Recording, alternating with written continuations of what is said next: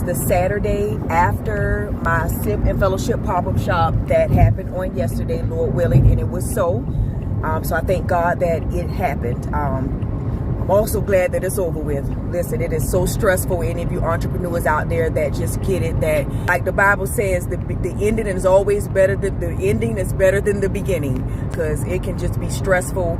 And especially when you kind of doing things by yourself, like I've been transparent and saying, like I did mainly everything by myself, just with the help of my two daughters with a few things. And even with that, sometimes I don't even like imposing on them, because it's not their vision and their journey, is mine. But yes, they're my daughters, so I do want their help and their support in whatever way. I don't expect nothing monetary wise, but I'm saying as far as helping, like setting up. Right 2 lanes Hold on, let me to let take this exit thing 31 talk. for Derby Parkway. I'm driving, y'all. I'm headed somewhere, but I just wanted to have to give this word while I'm on the way there. But anyway, even with that, I try not to go about this thing even expecting my own daughters to help me with things, because it's my vision. They still wouldn't understand it, because you would think your children should be 100% all for whatever you're doing. Keep right at the But you're fork. gonna learn. Keep on living. Those out there, and this is just just something I want to share and being transparent. But even with your own kids, you'll be surprised, Merge you know, onto Derby if your Parkway, own children then are turn not left as onto Derby eager Way. with wanting to support your vision. It doesn't mean they're doing anything wrong. It just means we got to learn to Take the next left expect onto that, Derby because Way. again, their own life and their journey is going to be different from ours. So we just have to honestly take things with a grain of salt, and just kind of not be expecting things of people, and learn that perspective that nobody don't owe you Continue nothing, on not Derby even Way your for children, half a not even your mile. own parents. Because I've learned that, because I've had a few moments of just like, dang man, and I almost feel like sometimes I have to ask them to help me with certain things, but they're young, so they don't get it. Because when I was younger, my mother used to do these same things that I'm doing. My mom used to have events, and now I know where I get this spirit from, of that entrepreneurial spirit of being aggressive with going after the things that I wanted and doing things regardless of who was there. I get it from my mom, because I'm the type, like, listen, if you ain't trying to show me that you want to support, listen, you're gonna see the back of my shoe, and you can kick rocks, and I'm gonna keep on going and doing this regardless of if anybody wants to support or not. But anyway, even I was young, and I remember where my mom would call me up and say, hey, I got this to do, I got this going on, and I need you there, and I need you to do this, I need you to sing with background for me, all of these things I remember my mom doing. And it was times I was just like, oh, I don't feel like it, and so I get it. And because of that, I have to have that same energy about my own daughters, that I can't expect them to be as eager and zealous about my visions, because it's not theirs. Even though they're my children, we all still have our own walk and calling that God has on our life. So anyway, I said all that to say, but yesterday was sort of stressful again, just kind of doing everything by myself. And like I said, I didn't even want to impose on my daughters with them thinking they had Take the second right onto Queenstown Road. Stop what they were doing just to do what I asked them to do. So I still had to even do that with me asking them, and asking, not telling them, but asking, can you do this for me? I need your help. But anyway, even with just them two, it was still stressful, and I'm glad it's over with, to be honest. I'm glad I did it, but I'm glad it's over with. And I just wanted to kind of talk about that today. So today I wanted to first say that, I'll be honest, the turnout was not like what I expected. I guess I was a little spoiled about the first Sip and Fellowship pop-up shop, how that turned out, and I was hoping that Take the next right onto East Cliff Industrial Boulevard, then turn right onto Queenstown Road. All right, lady. All right, yes. So I was hoping and expecting. Take the next right onto Queenstown Road. I ain't gonna lie. Sometimes I be wanting to slap whoever this person is on this GPS, because they be interrupting certain things. But anyway, so I guess I was hoping that I would have at least the same turnout or better. But Queenstown Road for half a mile. Y'all bear with me.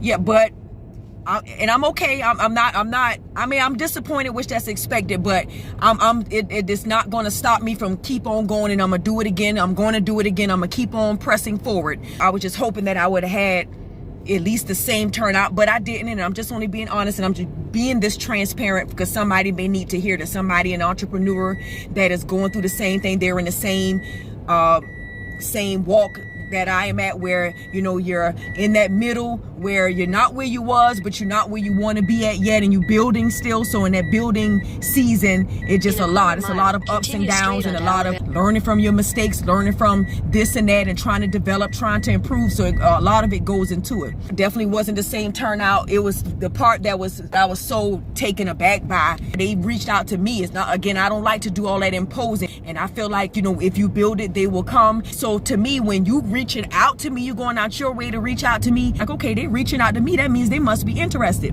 All for them not to respond or do anything else after the fact. The part that I'm more shocked about is that the few people that did show up, I didn't even, one of them I didn't know at all, which that was a good sign. I didn't know this person at all. They saw my flyer, so they came to support. The other people that came, I did know them. I didn't even know they were coming. But the people that I thought was coming, that I thought was going to be a part of it, didn't show up. Anyway, it can be very discouraging in that journey. Like I was just, that's what I was most, let me get this lady time to shut up. Okay, yeah, so that's what I was most like, wow. Like, again, the people that I was expecting to take part, who reached out to me saying, I want to get a spot, I want to get a vendor spot, I want to do this, and I'll be there, and all of that, didn't show up. But the people that I wasn't even expecting and didn't know was going to come, they came. Turn left onto Queenstown Road. So I said all of that to say, like, you know, when you learn these things, when you're an entrepreneur, and you're building your ministry, building your career, and you're just building, there's going to be some ups and downs, some things that you just don't expect. And so like it's said best, expect the unexpected, and you got to still just keep on rolling with it. Again, if you've been prompted in your spirit and you're still doing this for God, because like the word said, nothing you do for the Lord is ever useless. When you're serious now about your journey and your path of serving the purposes of God with dignity and integrity, doing things because of your service to God and serving others, you're going to have to do things for the love of it.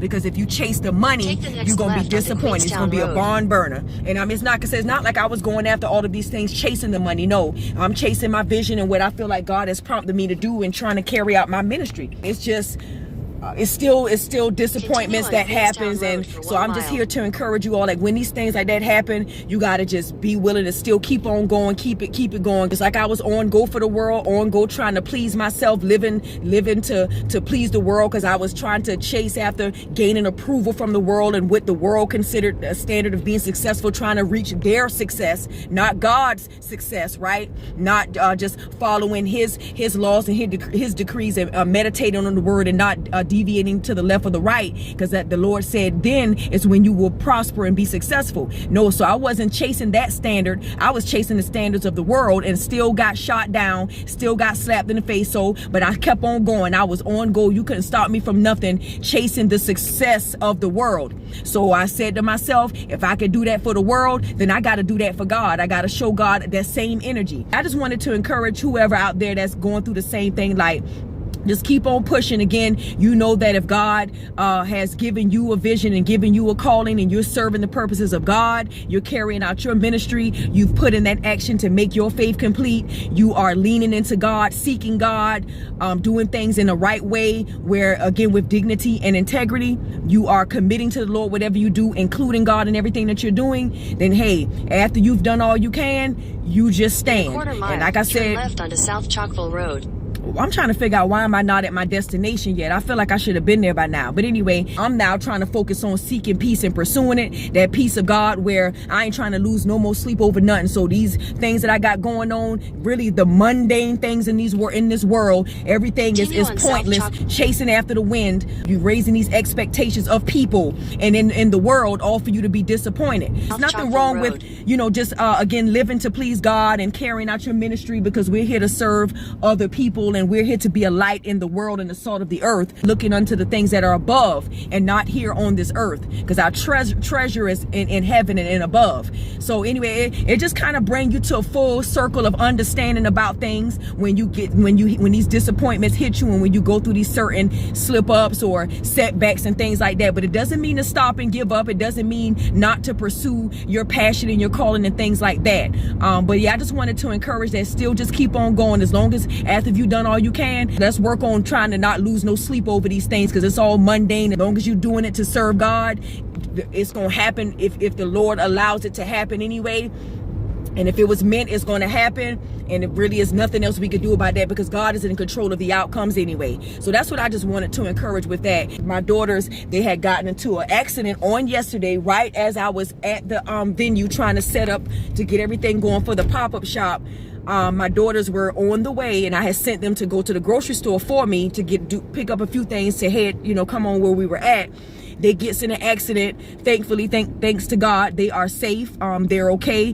But it was a nice little big dent on the passenger side of the car. The airbags were deployed. For this to happen, for my daughter to call me, thankfully, like I said, when she called, she was like, "Mom, everything is okay." But me and Truth been in an accident, so of course I was still scared and hurt. And I was like, "Wow, this got to happen at a time like this." So now I had to leave the one vendor there, to leave her to go to report to the accident site to go get my daughters and everything. And I was just like, wow, boy, the devil is busy, boy. But that's Bible that tells you, Lord, Satan is busy. He's prowling around like a roaring lion, seeking whom he can devour. And yes, we can't blame everything on Satan. I'm not saying Satan is the reason for everything, but we do know that Satan is busy. When you are trying to serve the purposes of God, Satan got to do his part to step in to try to separate you from drawing near, trying to draw near to God. And when you are intentional about things, disruption happens. That's what I've learned. With intention follows disruption. And then so I'm driving on a main street, a main like highway, busy street. It's a lady laying out in the grass. She had a stroller. I don't know if a baby was in the stroller or not, but she was just laying down out there. She had things in the stroller. So apparently maybe she is homeless, or the situation with my daughters being in the accident. And then I passed by riding on the highway trying to take care of all of this. And then I see this lady laying out in the grass, literally on a busy street, one of the busiest streets in Birmingham, just laid out there. In which it's not like I've never seen homeless people, under the bridge and on the street, but I don't know if many people or if anybody did try to stop to help her. Like I said, unfortunately, I don't know if I guess I should be embarrassed to say that, I didn't stop to help her, which I definitely really would have. But I was already just trying to, I hope y'all understand it, because I do feel bad now that I'm even saying this. And it's like, well, darn, you didn't even try to stop to help the lady. I promise you that's not it. Because in my heart, I was like, oh gosh, thinking of that, and then trying to get back, because people, I had people that was at the venue that I really wasn't supposed to even be leaving them, but I had to leave to go and get my daughters because of the accident.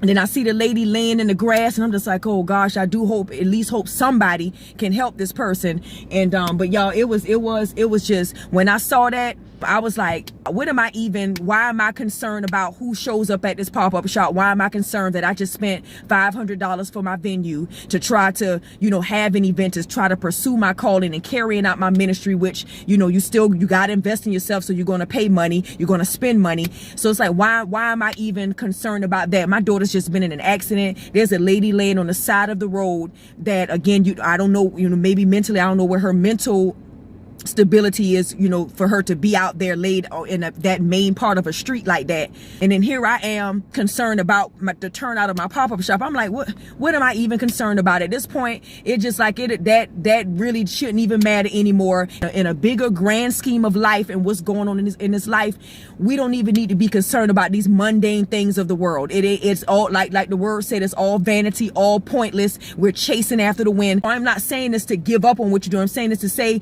go for whatever you're doing, do it with all your heart, do it with good intentions, include God in everything that you're doing. And if things don't work out, it's okay, because it's all worldly things, and it doesn't work out, you get rejected or be told no, it doesn't even matter. Because on the grand scheme of somebody laying out on the side of the road in the grass, that obviously they're homeless, don't have a place to stay, and on the grand scheme of my children getting into an accident that it could have been way worse than that. My daughter told me that just before the car came and hit her, something just told her to just move to the other side of the car. So where the car was smashed at and hit at, both of my daughters were sitting on the opposite side. But my youngest one, who was in the back, she was on that side where the car got hit at, but something told her right before the hit happened, she moved to the other side. So on a grand scheme of accidents, and somebody could die in a car accident and death and all of that, these mundane things where we chasing after the wind, trying to build our business, trying to pursue this and pursue that. We're listening to all of these other entrepreneurs tell us all of these strategies and keys and ways to do this and do that and prosper and make money. We can't afford to pay for these coaches and counselors and paying for mastermind classes and things like that. Guess what? Keep on striving the best at how you know how. Get your insight and your counsel from God. Know that, just be thankful that we are alive. Because listen, what I've learned from the word, because in the realm of the dead where you are going, there is no more working. There is no more planning. There's no more wisdom. So you better do all what you can that your hands can do. Enjoy it. Do it with all of your heart. Do everything with all of your might in your heart, using the gifts and the talents that God gave you, and enjoy your lot on this earth, because you ain't gonna know nothing else. There's no more knowledge, there's no more wisdom, there's no more working, there's no more planning. You are expired on this earth, and your knowledge is gone. You don't know nothing else anymore. What you know now, the knowledge will immediately leave where you're going, where you're headed at 6 feet under in the grave. So none of this other stuff is important. And I know sometimes when after we kind of come down from off of our thoughts and things like this that's happening, we get back to our life, forgetting that on the grand scheme of things, listen, life can be short. And you better use all your creativity, all of your beautiful thoughts, or whatever your imagination, whatever, again, your hands will allow you to do it with all your heart. You will get to share in nothing else that happens under the sun. Did you hear me? That's all I got to say. I ain't got nothing else to say.